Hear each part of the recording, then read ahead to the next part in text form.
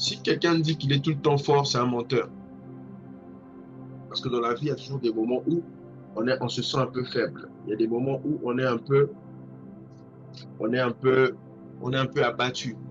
Alors, on voit dans Ecclésiaste chapitre 4, la Bible est en train de nous dire, deux valent mieux qu'un, parce qu'ils retirent un bon salaire de leur travail, car s'ils tombent, l'un relève son compagnon. Mais malheur à celui qui est seul et qui tombe sans avoir un second pour le relever.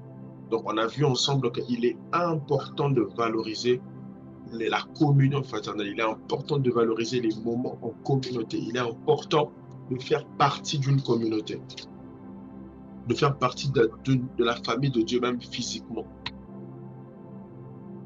Et on a vu aussi que Dieu déverse la bénédiction dans la communion fraternelle. Là, on est ensemble. Un texte qu'on connaît presque nous tous, je crois, nous tous. Psaume 133. Voici, oh, qu'il est agréable et qu'il est doux pour des frères de demeurer ensemble.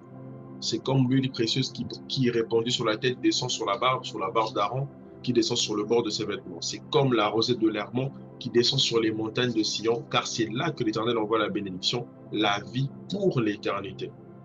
Alors, lorsqu'on parle de la vie pour l'éternité, on parle ici de la vie de Dieu. C'est-à-dire là, on est rassemblés, la vie de Dieu est partagée. La vie de Dieu est partagée. Et même lorsqu'on est déjà né de nouveau, lorsqu'on se retrouve ensemble, selon la volonté de Dieu, euh, la- euh, euh, on continue de bénéficier de la vie de Dieu.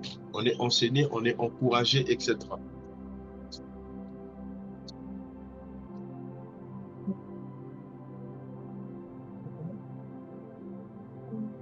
Alors, autre point qu'on a vu, c'est que dans la communion fraternelle, on peut bénéficier aussi de la foi des autres. Je m'explique. C'est que tu peux te retrouver dans un cas où, comme ce paralytique qu'on a vu dans Marc chapitre 2, la Bible dit que lorsque Jésus est arrivé à Capernaum, les gens ont appris qu'il était à la maison. Euh, et, euh, euh, et on voit un grand nombre de personnes qui se sont rassemblées. Alors, verset 3, on dit, des gens vinrent à lui amenant un paralytique porté par 4 hommes.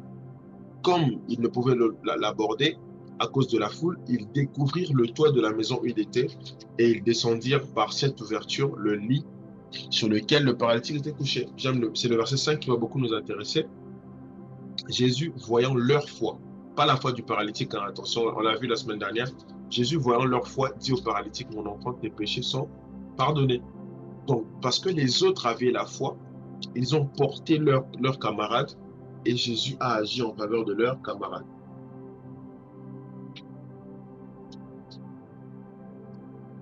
Je vois un autre iPhone, c'est qui s'il vous plaît?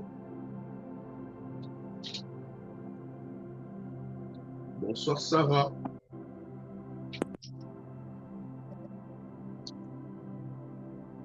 SJ, c'est Sarah, j'espère. C'est qui iPhone?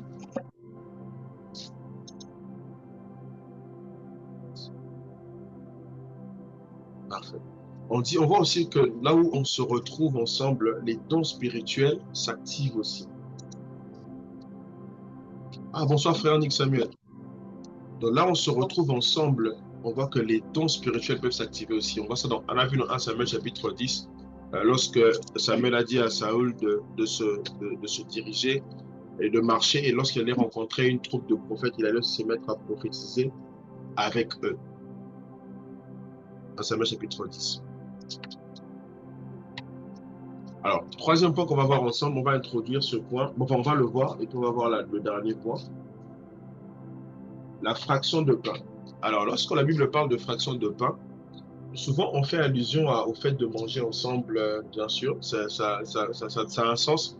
Mais si on doit rester biblique, à chaque fois qu'on parle de la fraction de pain, ici la Bible fait plus allusion à la scène, à la sainte scène. Le pain, lorsque Jésus parle de mon corps et le pain, pardon, donc, voici voilà, mon corps, prenez et mangez, mon sang qui est la coupe, vous voyez? Lorsqu'on parle de la fraction de pain ici, on parle de partager la scène, la sainte scène, en groupe, en famille de Dieu, entre enfants de Dieu. C'est quelque chose des fois on néglige, on pense que c'est simple, c'est juste une cérémonie, bon, on prend du jus et puis du pain, sans le vin et puis bon, c'est bon. Non, c'est toute une cérémonie qui est très spirituelle, qui est très, très capitale à la vie chrétienne, à l'épanouissement de la marche en Christ. Le fait de partager la Sainte Seine dans l'assemblée. Donc, comme j'ai dit tout à l'heure, les 4 points-là, les 4 clés fondamentales, en réalité, mettent beaucoup d'accent sur le fait de vivre en communauté. Donc, on peut dire que on ne reste pas dans son coin. On est toujours avec les bien-aimés. Actes chapitre 2, verset 42. Persévérer dans l'enseignement, on a vu des apôtres. On a vu la communion fraternelle. Troisième point, c'est ça, dans la fraction du pain. Donc, au quotidien, ils avaient cette culture-là, comme aujourd'hui dans nos églises, on prend la Sainte Seine lors des cultes.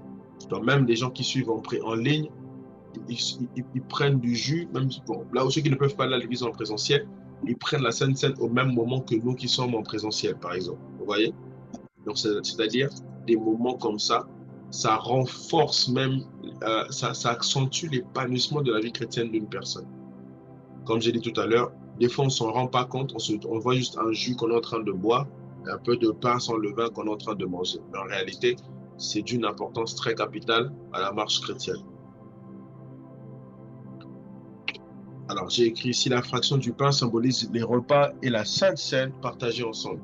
Donc, il y a aussi ce côté repas, comme j'ai dit au début, mais en fait, la Bible fait plus allusion à la Sainte Seine plutôt qu'au repas qu'on prend quand tu manges le poulet et tout ça là. Je vous laisse écrire ça, parce que j'ai ajouté un autre texte ici. Il est aussi important de souligner qu'on ne prend pas part à la Sainte Seine n'importe comment. Ce n'est pas avec une attitude voilà, bizarre que tu prends la Sainte Seine. Je vous laisse écrire ça, et puis on va avancer.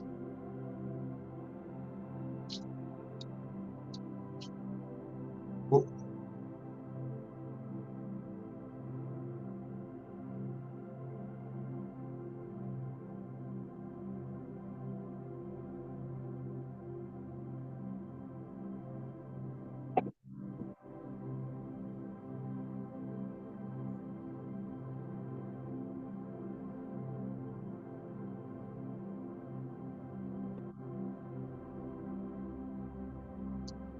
C'est bon, on peut avancer.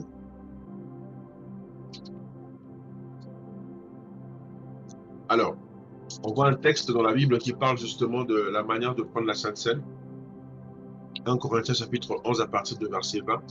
C'est Paul qui parle, il dit, lors donc, en fait, il est en train de faire une remarque, hein, il est en train de faire une remarque à l'église, aux chrétiens de Corinthe. Il dit, lors donc vous vous réunissez, ce n'est pas pour manger le repas du Seigneur, car quand on se met à table, chacun commence par prendre son propre repas, et l'un a faim, tandis que l'autre est ivre. Là, il est en train de reprocher à l'église de Corinthe. Il dit, n'avez-vous pas des maisons pour y manger et boire, ou méprisez-vous l'église de Dieu et faites-vous honte à ceux qui n'ont rien? Que vous dirai-je? Vous louerai-je? En cela, je ne vous loue point, car j'ai reçu du Seigneur ce que je vous ai enseigné. C'est que le Seigneur Jésus, dans la nuit où il fut livré, il prit du pain, et après avoir rendu grâce, il le rompit et dit, ceci est mon corps qui est rompu pour vous. Faites ceci en mémoire de moi. Vous voyez, Jésus parlait beaucoup au pluriel. Il ne parlait pas que pour... il parlait beaucoup au pluriel. Faites ceci en mémoire de moi, etc. Des petites secondes. J'ai reçu une très bonne question dans le chat. J'allais même en parler tout à l'heure. Donc, la personne a anticipé. C'est bien, c'est magnifique. Très bonne question.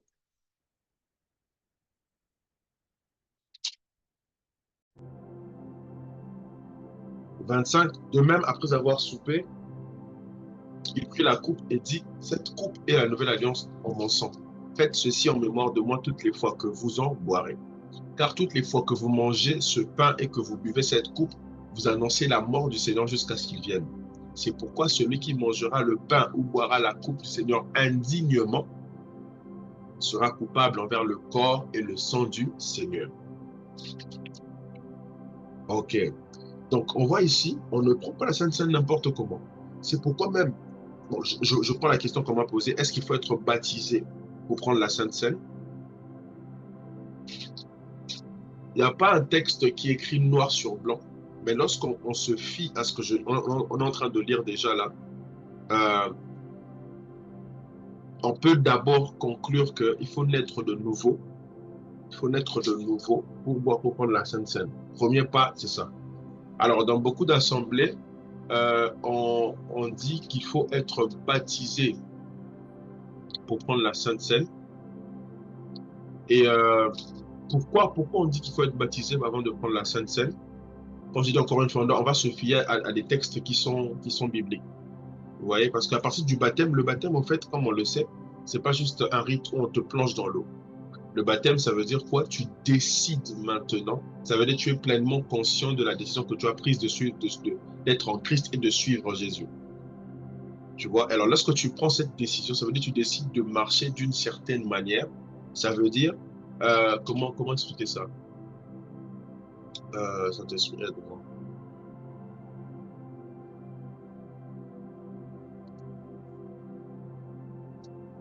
Voilà, lorsque tu te fais baptiser, tu es pleinement conscient que, que Jésus, que c'est Jésus ton Seigneur, que c'est Jésus maintenant, pardon, que Jésus est ton Sauveur, et tu décides de faire de ce Jésus-là ton Seigneur et de le suivre. Tu vois, ça veut dire c'est plutôt le côté conscient. Mais en réalité, celui qui prend la Sainte Seine sans se faire baptiser, il ne pêche pas, mais il n'est pas conforme. Aussi longtemps qu'il est déjà né de nouveau, il y a des cas exceptionnels où tu peux prendre la Sainte Seine. Mais on encourage des gens à prendre la Sainte Seine lorsqu'on a été baptisé par immersion. Ça veut dire qu'on a décidé de suivre Jésus pleinement. Je ne sais pas si je me fais comprendre bien, je dis beaucoup de choses en avance. Je vais reprendre pour être plus précis. Par le baptême, comme on le sait, on dit, dès aujourd'hui, toute ma vie va être plongée en Christ. Ça veut dire que tu es pleinement conscient du fait que Jésus a dit tu renonces à toi-même et maintenant tu décides de le suivre. C'est comme si tu prêtes un serment publiquement. Alors maintenant, à chaque fois que tu bois le sang, tu prends la Sainte Seine, le Seigneur a dit quoi? Lorsque vous faites ceci, faites ceci en mémoire de moi toutes les fois que vous en boirez. Donc quelqu'un qui est baptisé, entre guillemets, je mets entre guillemets parce qu'il y a des gens qui sont conscients de leur marche chrétienne mais avant de se faire baptiser et d'autres qui sont baptisés mais qui ne sont pas conscients. Donc ça va bien au-delà du fait d'être baptisé. Ça va plutôt, ça concerne beaucoup plus le niveau où tu es conscient de ta marche dans le Seigneur. Ce niveau où tu décides vraiment de vivre pleinement en Christ, au-delà d'être baptisé dans l'eau. C'est vrai, on parle ici, euh, celui qui boira la coupe indignement. Tu vois, donc tu peux être baptisé, mais si tu vis une vie de péché, tu es dans une vie de péché, tu seras coupable envers le corps et le sang du Seigneur. Tu vois? Donc, c'est bien au-delà d'être baptisé par immersion. C'est pourquoi je mets une parenthèse. Moi, je suis contre les baptêmes où on vient comme ça en désordre. Ok, il y a baptême demain, tu t'inscris, tu te fais baptiser. Moi, je suis contre ça. Je suis vraiment contre ce système. Dans beaucoup d'églises, ça existe.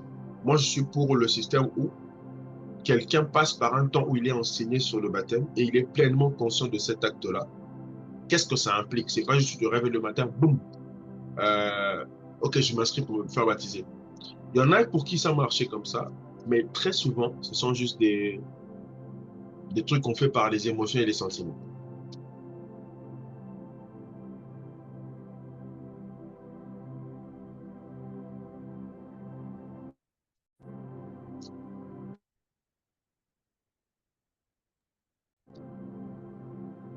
Une autre question? Oui, moi j'ai une question. Vas-y, Peter. Ouais, t'as dit, t'es contre le fait, il y a des gens juste, ils se font baptiser comme ça, genre de la même journée. À moins que je me trompe, il me semble dans la Bible, quand genre, je crois que c'est dans Actes, quand les apôtres, ils étaient là, ils évangélisaient et tout, il y a des gens qui venaient, ils se faisaient baptiser, non? Oui, il y a aucun baptême. Je donne un exemple de lui qui est étudié justement dans le livre de Actes, donc, que tu as mentionné, dans Actes chapitre, ça doit être Acte 8 ou Acte 9, on va vérifier. Il était en train de lire le livre de prophète Isaïe, mais il ne comprenait pas. Il fallait que Philippe vienne pour lui expliquer. Donc, il a été enseigné, ensuite il a été baptisé. Tu vois? Alors, euh, pour se faire baptiser, il faut être d'abord enseigné. C'est vrai qu'on peut te donner des enseignements en quelques minutes, mais c'est pas toujours profond. Ça dépend de quel enseignement tu reçois du baptême. Tu vois ce que je veux dire? Moi, ce que je dis, je suis contre, c'est quoi? Je connais beaucoup de gens. Ils se sont réveillés le matin comme ça. Ah, il y a baptême. Ok, je vais me faire baptiser. Boum. Après, mais après, il n'y a pas. Je ne sais pas si tu vois ce que je veux dire. Il n'y a pas cette qualité de vie chrétienne là.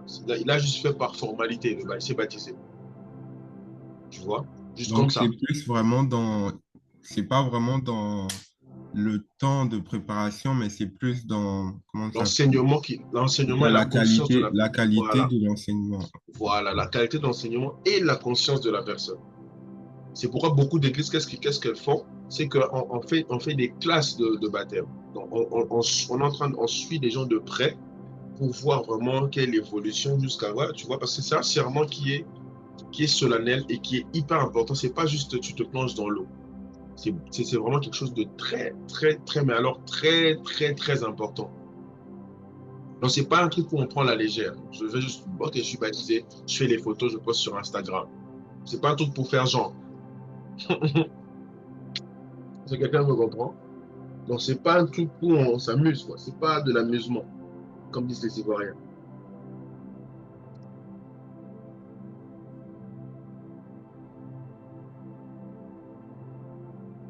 Alors, le quatrième point pour avoir une vie chrétienne épanouie, bien évidemment, prière. Bon, pourquoi c'est écrit au pluriel? Je sais pas, hein, ça. Euh, de manière simple, je peux dire que c'est les moments de prière. Parce que dans Luc, quand on parle des prières, il y a d'autres personnes qui parlent de la prière. Donc, il persévère aussi dans les prières. Alors, ici, en français courant dit participer aux prières. Ça veut dire au moment de prière, justement.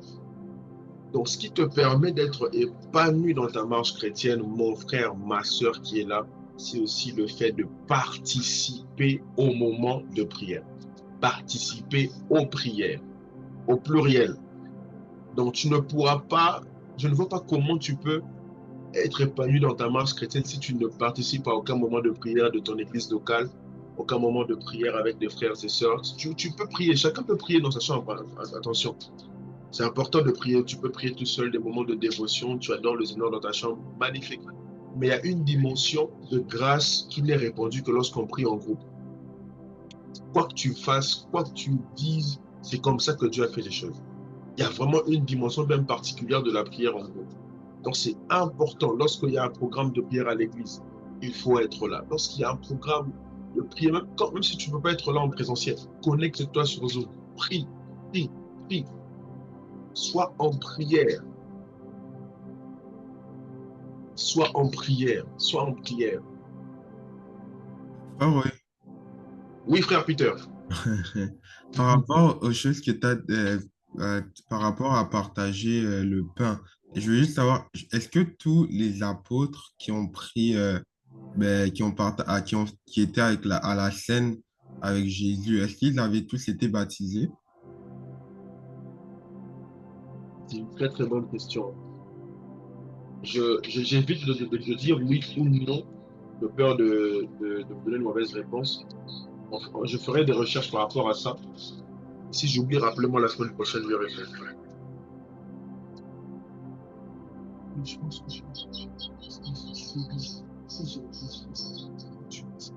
oui. Je pense que oui, parce que si Jésus l'a fait, c'était voilà. Selon Emmanuel, il pense que oui.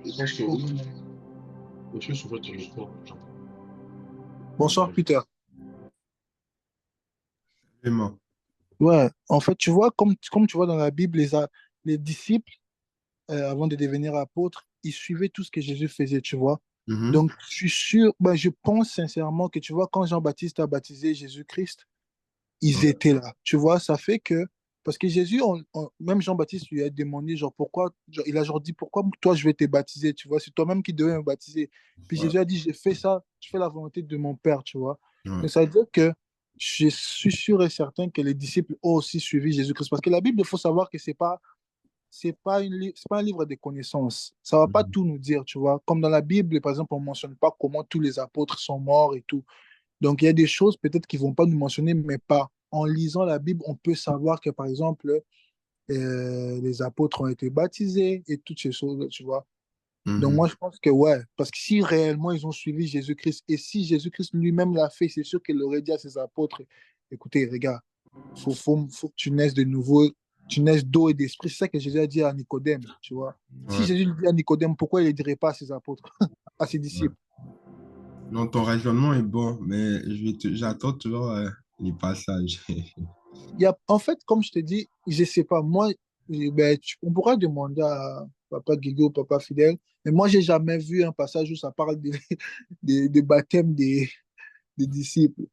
Mais c'est juste que, comme je t'ai dit, il y a des choses, c'est pas écrit, mais si tu lis bien la Bible, tu peux comprendre que, puisqu'ils sont Mhm, disciples de Jésus-Christ, probablement ils ont été baptisés. Tu vois. mhm.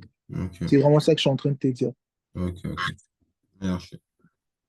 Ouais, très, très bonne intervention, hein. En fait, ce que Emmanuel a dit, c'est qu'en en ce qui concerne les versets, la Bible, faut jamais s'attendre à ce que la Bible parle écrive tout noir sur blanc, hein. Si tu attends ça, tu vas perdre beaucoup de temps et beaucoup d'années.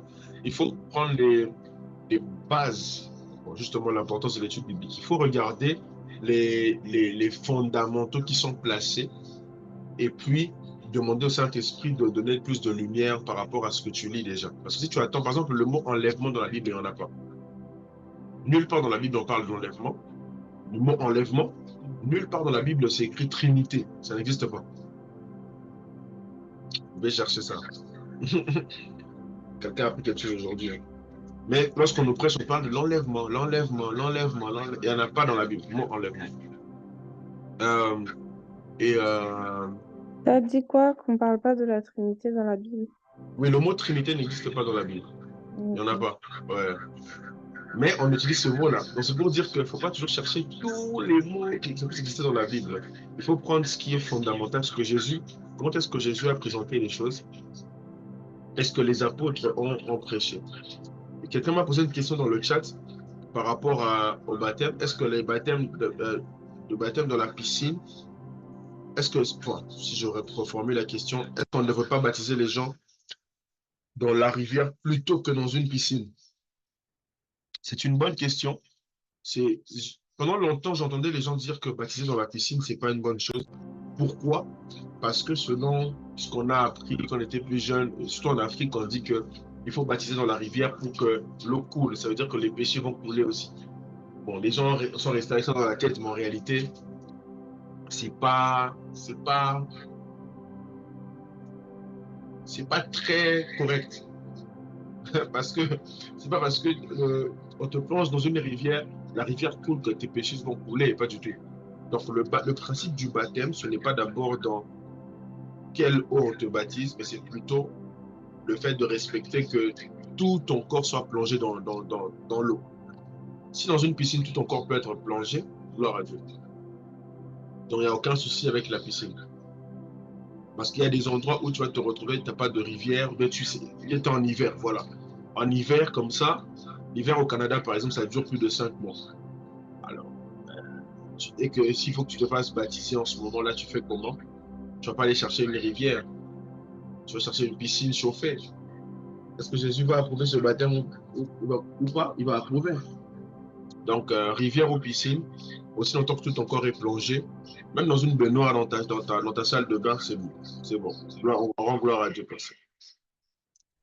Euh,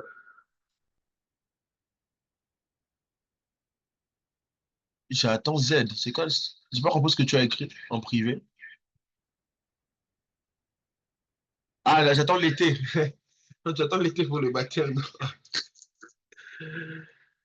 C'est ça.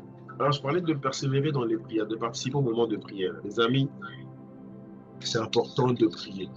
Quand tu pries en groupe, je ne sais pas si vous vous en rendez compte, mais il y a des moments où juste le fait d'être en groupe, les gens sont en train de prier, ça te motive aussi à prier, à prier, à prier, à prier, à prier, à prier. Donc, quand il y a un programme de prière, il faut prier. Et des fois même, il ne faut pas attendre des programmes de prière de l'église pour prier. Tu peux avoir des amis. C'est pourquoi c'est important d'avoir aussi des amis, un entourage, des gens qui aiment la prière. Ou des gens qui veulent, voilà, simplement apprendre à prier aussi. Vous pouvez organiser un temps de prière, vous vous retrouvez comme ça à deux, à trois, vous priez régulièrement sur Zoom, chez un ami, chez une amie. Vous vous rassemblez comme ça, vous priez, vous priez, vous priez. J'ai découvert par la grâce de Dieu, plus tu passes du temps dans la prière, moins tu auras le désir de pécher. Je ne sais pas si ça vous arrive aussi, mais je crois que oui. Plus tu passes beaucoup de temps dans la prière, la prière, la prière, la prière, moins tu auras de la motivation d'être distrait par les choses du monde. Moi, personnellement, c'est ce qui m'arrive. C'est que si cette période-là, je ne suis pas vraiment focus dans la prière, tu sens beaucoup de légèreté, de distraction. Ça prend vraiment place dans ta vie.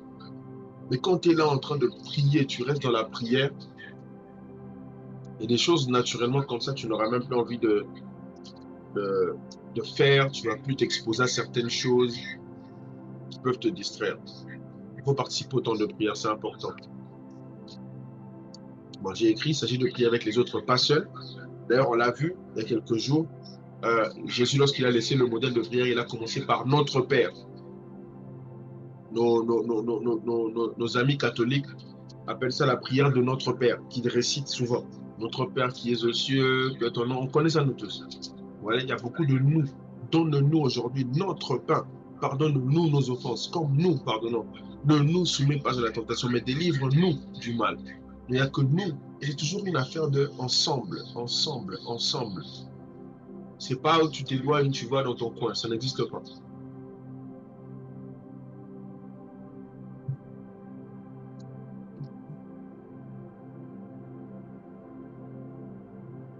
Quelqu'un a écrit quelque chose ici.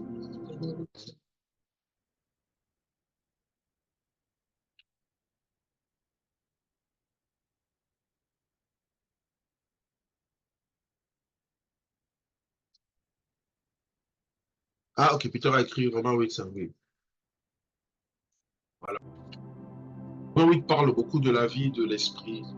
Pour marcher, alors pas marcher selon l'esprit, ça parle de celui qui se conduit selon l'esprit.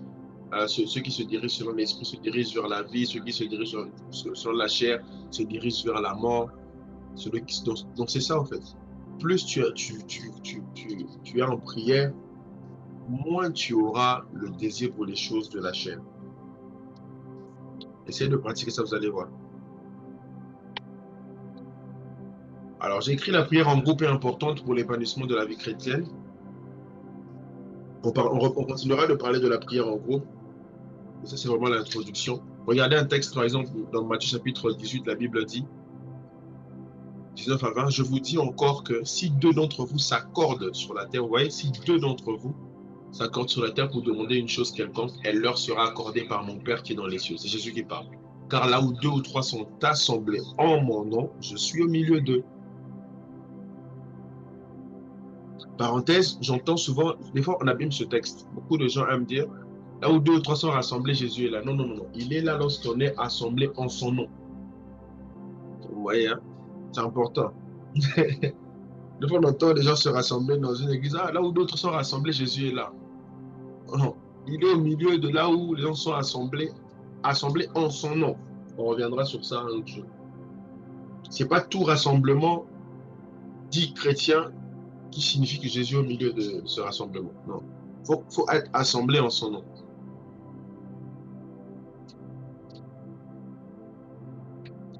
Voilà. Est-ce qu'il y a une question par rapport à la prière? Il nous reste officiellement 10 minutes.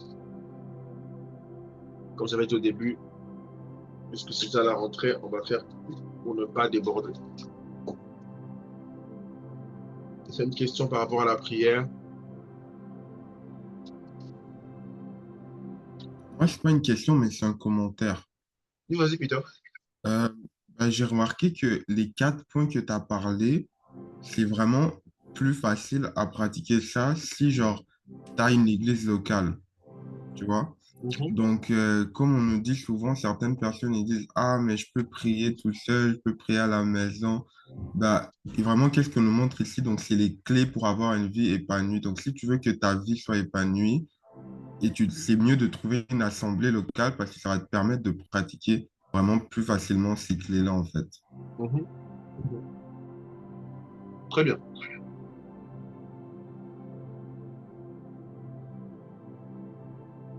D'ailleurs, ceux qui ont leur Bible papier, qu'est-ce que ça dit?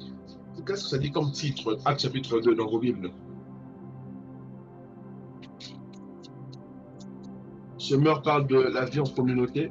Je ne sais pas qui d'autre a une Bible en papier peut nous dire c'est quoi le titre qu'il voit dans sa Bible. Le titre de quoi? Actes chapitre 2.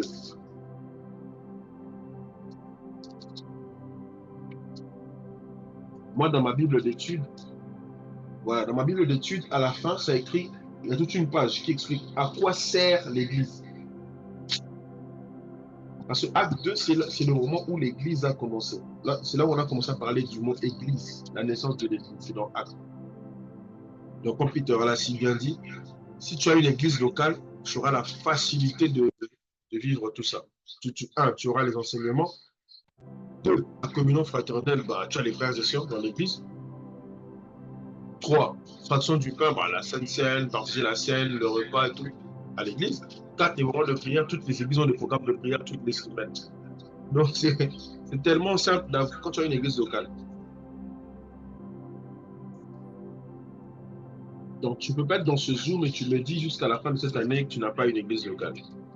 Que ce soit en présentiel ou en distanciel, tu dois être connecté quelque part. Sinon, tu es foutu. Une question, les amis? Vous pouvez écrire en privé.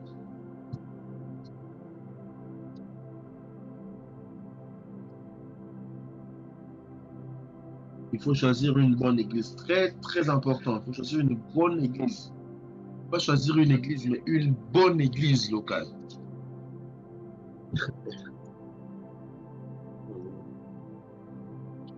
Comment choisir une bonne église locale? Indice. Il faut que tu retrouves les 4 points qu'on vient de mentionner. Une église où on enseigne ce que les apôtres, ce que Jésus-Christ a prêché. On prêche Christ.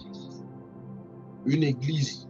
Quand on parle de bonne église ici, on parle d'une église qui va te permettre de t'épanouir. Une église où on parle de la communion, on te parle de la communion, il y a la communion fraternelle.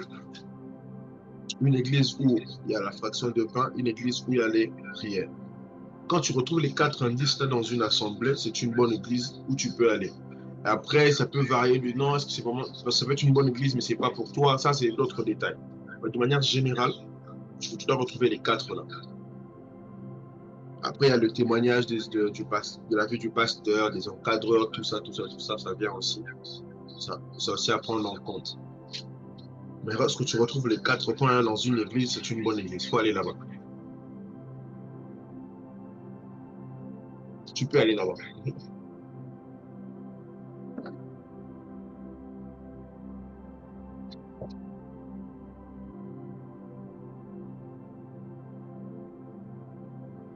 Encore 6 minutes.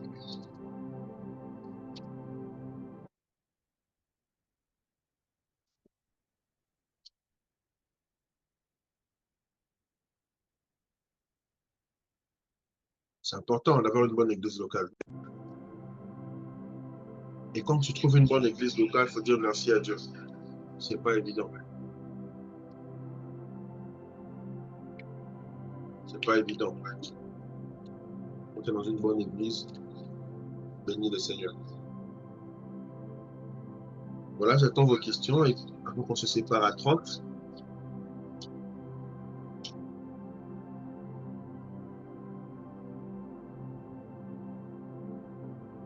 Ça, les amis, valoriser les moments, les programmes de l'église où vous êtes établis, parce que c'est bénéfique.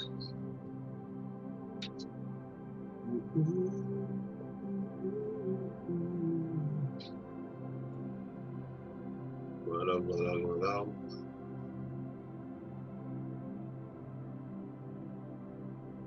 Surtout en Occident, beaucoup de gens aiment dire non, moi j'ai pas d'église, j'étais déçu par les pasteurs, j'étais déçu par. Il y a un frère qui m'a mal parlé à l'église, c'est pour ça que je ne veux pas à l'église. Ah, c'est quoi ça? Je suis déçu par les pasteurs, c'est pour ça que je ne vais pas à l'église. Est-ce que si un médecin te déçoit, tu vas plus aller à l'hôpital? Non, on a la facilité de le faire pour les églises.